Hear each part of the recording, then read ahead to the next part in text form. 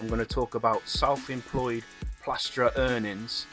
I'm going to give 3 things to consider when thinking about what we should be earning each week. So there was a post on Trial Talk recently, fantastic post. The guy had started up his own business around a year ago, and he said he's earning around about £1,000 a week at the minute, and for a year in my opinion, that's pretty good earnings. But there was a lot of advice being thrown around. Some of it was good, some not so good, some of it quite typical. But a lot of the comments went something like this: you need to be earning £1,000 a week. You need to be earning £2,000 a week. That's no good. You need to be earning £3,000 a week. There's a lot more to think about than just how much should we have a week as a self-employed spread. So I wanted to come on, make this quick video, guys. And again, I've got 3 things that I want you to consider when you think about your earnings as a self-employed plasterer. So the first thing that I think is going to help anybody that's either new to self-employment or that's been in the game a while, who might be thinking, I don't earn anywhere near any of that sort of money. Does that mean I'm a failure? Does it mean I'm not successful? No. So the first thing that I think we should think about, okay, is what's the average earned income in the UK if you were cards in with a company, and let's say you were a plasterer now, you were working for a company in your area with holiday pay in a van.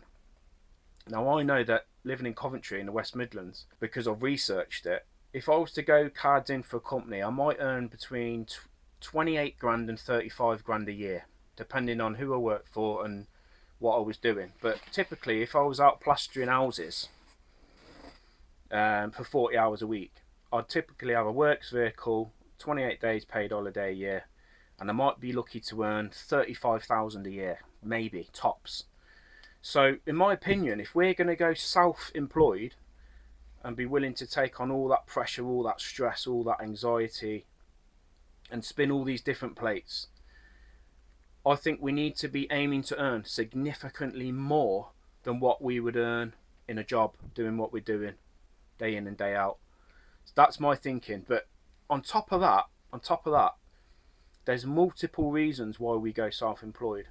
Multiple reasons. And one of the reasons is because we think we're going to earn more money, and we'll come on to that. But there's many other reasons why we go self-employed. So I'll tell you what my reasons were. When I went self-employed, it was because I was fed up. And what I did is I hit pen to paper and I wrote down, in my ideal world, if I could work anywhere near my home, where would it be? Which areas in my city or in my region would I like to work? Where would I like to work? So I sort of had an idea of the best neighbourhoods and the best places, the most affluent neighbourhoods. I thought I'd like to work there. And then I thought, who would I like to work for? Because most of the time when we're working for other people, we get pissed off with who we're around and who we're working for, and the kinds of people that we're exposed to every single day. Let's think about this for a minute. Our working lives are where we spend most of our life, most of our hours. It's not with our loved ones. It's not doing the things that we really want to do most of the time. It's at work. So if we're going to be spending the bulk of our life and most of our hours at work, in an ideal world, in an ideal situation, we need to be choosing who we work for, number one, where we work, and then of course we'd like to choose how much we get paid, and we'll come on to that. So another thing to consider is a lot of guys and girls go self-employed for lifestyle choices. So they might have little children, they might be in a carer role, for example. And going self-employed might make sense for them, so they've got the flexibility to work when they want and how they want without the demand and the restriction of a job. So that's another thing to consider. It's not all about the money, but money is important, of course. So cherry picking was my thinking when I went self-employed. I wanted to cherry pick where I worked, who I worked for, and a domestic plasterer fitted that role perfectly for me and my lifestyle choices. So think about the average earned income. Let's aim to earn significantly higher than that amount.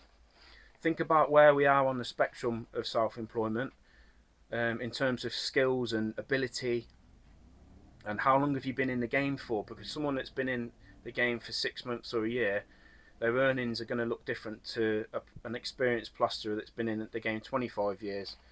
Typically, not all the time, but typically speaking, it's going to look very different. And my last point today, guys, is the market. So before we go out there thinking I'm going to command £2 a week, we've got to look at the market and what we're doing in the marketplace. What are we doing? So if you're skimming walls, for example, if someone says, can you come and quote to skim my lounge, and I walk in and go, this is going to take me a week, £2 plus materials, probably 150 materials, yeah, £2,150 please. I know for a fact that Joe Bloggs is going to come behind me, and so is 10 other plasterers, and they're going to cut that price in half straight away. I know they're going to do that. So, and sometimes that might be because they're faster. They're willing to put more hours in or graft hard. I get that. I understand speed comes into it, but I'm talking as a generalisation. If you're in a market where you're skimming walls, just deciding to raise your prices because people have told you to won't work, because the market will tell you what you can charge for the services that you're providing, not anyone else, not friends, family, mates, or even people on the group. The market will tell you, because what they'll do is they'll keep rejecting your prices over and over until you hit a sweet spot where they go, okay, I'm willing to pay that consistently. Now and again, you'll put a price in, you'll have it accepted. Might be a lot higher than you would have thought, but I'm talking consistent, year in, year out, week in, week out, day in, day out. There's going to be a sweet spot where your customers will accept and give you the green light. And if you go way above, hundreds of pounds more than your competition in your local area, even if you drive the nicest van and you dress as smart as you want, you're cleaner, you've got more reviews, which is what I always aim to do, improve myself and differentiate myself. Even if you do all that, the marketplace isn't going to pay you double or triple just because you're tidier and you've got a better reputation. They'll pay you more, but not silly amounts more, is what I'm saying. So think about the market. And my final point, guys, on this video, if you do want to raise your income levels, if you want to earn more money, my advice is this: specialize in a niche area that no one else is doing near you where you live. And that could be anything. It could be soundproofing, it could be spray plastering, it could be lime plastering, it could be insulation, it could be rendering, it could be a product that not many people have cottoned onto yet. It could be that you just do things in a different way that creates more value for the customer. So think about that. If you want more money, then specialise, because you can't just say, well, I'm raising my prices and everyone's going to have to just accept them, because you can raise them a little bit incrementally, but if you go out like bolting on 200, 300, 400 pound more than your competition, and you keep doing that, you keep getting prices rejected, and that means you've got to get more and more and more leads in until you can dig through and find, you know, the customers that will pay double or triple. And it's going to become harder. I mean, think of it like this: if you went to your local shop to get a loaf of bread and you said, that's £6 please, you'd go, what? I'm not paying £6 for a loaf of bread. I'll go next door, you know, I'll go to the other shop up the road. And that's where the supply and demand comes in, because if he was the only shop in your city, you'd have to pay it. But the truth is, you're not the only plasterer where you live, and there's probably 100 or more, probably more plasterers all hungry for the work. We're all on Checker Trade and My Builder, and they're all looking and trying to get the work. And of course, it's a race to the bottom a lot of the time for these people, because if everybody wants that work, wants the best jobs, the customers know that. They know, because they can see online.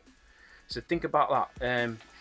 Specialise to get your prices up. I hope this video has been helpful for anybody that's recently started up the plastering business, or they're thinking about going self-employed, or they've been self-employed for a while. Don't compare your earnings to opinions that are online and stuff like that. Have a look at the average earned income in your area. Have a look at the hours that you're going to work. Did you go self-employed for lifestyle reasons? Maybe you want to go part-time. Maybe you went self-employed for these reasons, or just to be flexible. You didn't want the pressure and the restriction of a job, for example.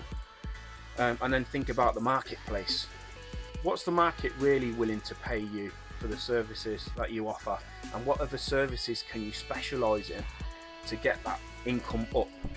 So listen, if you haven't subscribed, smash the subscribe button and consider joining Trowel Talk Plasterers Help Group on Facebook, and don't forget to catch the Plastering Podcast episode 2 coming up next month, where Billy Joe Judd and James Fish will be joining us to have a chat about domestic plastering. Have a good one, guys, and we'll see you next time.